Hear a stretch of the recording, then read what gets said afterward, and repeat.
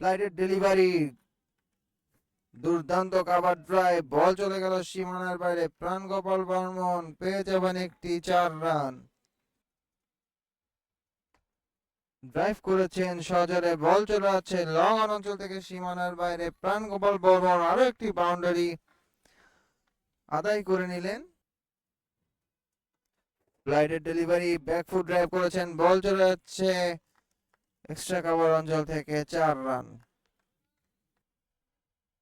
ফ্লাইটের delivery, sweep করেছেন, বল চলে যাচ্ছে স্কয়ার লেগ অঞ্চল থেকে সীমানার বাইরে। প্রাণগোপাল বর্মনের আরো একটি দুর্দান্ত 4 মার দেখতে পেলাম আমরা। সাথে ব্যাটিং করছেন প্রাণগোপাল বর্মন, সুন্দর ড্রাইভ, আপিস ছিল কিছুটা, কিন্তু বল চলে যাচ্ছে এক্সট্রা কভার অঞ্চল থেকে সীমানার বাইরে। আরো একটি 4 মার দেখতে পেলাম প্রাণগোপাল বর্মনের ব্যাট থেকে। ব্যাকফুটে যে পাঞ্চ করেছেন, মিস ফিল্ডিং, বল চলে গেল সীমানার বাইরে।